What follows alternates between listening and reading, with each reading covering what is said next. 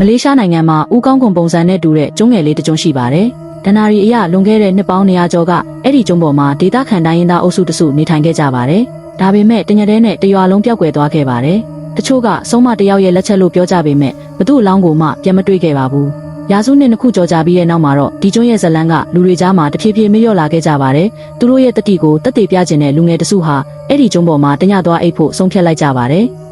တကယ်တမ်းမှာတော့သူတို့ခြေချမိတာကကြောက်စရာအကောင်းဆုံးနေရာတစ်ခုဆိုတာကိုသတိမထားမိကြပါဘူး။ကျွန်းပေါ်ကိုရောက်ချင်းမှာပဲဂျက်စီကာကလှပတဲ့နှက်လေးတစ်ကောင်ကိုစိတ်ဝင်စားပြီးတောထဲကိုလိုက်ဖမ်းมาတော့တယ်။စိတ်ပူသွားတဲ့တငယ်ချင်းတွေကလည်းသူတို့ကိုယ်တိုင်တောနက်ထဲကိုရောက်နေမှမသိပဲသူ့နောက်ကိုလိုက်သွားခဲ့ကြပါတယ်။နောက်ဆုံးမှာတော့လူသူမနေတဲ့ရွာပြက်တစ်ခုရဲ့ကိုရောက်နေမှန်းသိလိုက်ရပါတယ်။အဲ့ဒီနေရာကကြောက်စရာကောင်းတဲ့စာကြောက်ရုပ်တွေနဲ့ပြည့်နှက်နေပြီးတော့ဝင်ပေါက်ကိုလည်းကျိုးထူကြီးတစ်ချောင်းနဲ့ပိတ်ထားပါတယ်။လူတွေကိုအထဲမဝင်ဖို့သတိပေးထားတဲ့ပုံစံမျိုးပေါ့။ရွာကကြည့်ရတာမကောင်းတဲ့အရေးအယောင်တွေနဲ့ကြောက်စရာကြီးဖြစ်နေပေမဲ့တတိကောင်းတဲ့ဒန်နီယယ်ကတော့မကြောက်ပါဘူး။သူကဝင်ပေါက်ကိုပိတ်ထားတဲ့ကြိုးကိုဆွဲဖြုတ်လိုက်ပါတယ်။ဘာမှမဖြစ်တာတွေ့တော့တခြားသူတွေကလည်းသူ့နောက်ကိုလိုက်ဝင်သွားကြပါတယ်။ဒါပေမဲ့အမန်နာကတော့ကြက်တိထဆရာအေးငွေကိုခန်းစားလိုက်ရပါတယ်။တညအိတ်ဖို့စီစဉ်ပြီးအိမ်ပြက်တစ်လုံးကိုရှာကခဏတဖြုတ်ရှင်းလင်းပြီးနေဖို့ပြင်ဆင်ကြပါတယ်။အစပိုင်းမှာတော့အရာအလုံးကပုံမှန်ပါပဲ။သူတို့အားလုံးဟာအလွယ်တကူပဲအိပ်ပျော်သွားခဲ့ကြပါတယ်။ဒါပေမဲ့တခေါင်ရံလောက်ရောက်တော့တကားကရုတ်တရက်ပွင့်လာပါတယ်။အတန်ကြောင့်နိုးလာတော့မတ်ကအပြင်ကိုထွက်ကြည့်လိုက်တဲ့အခါတကားက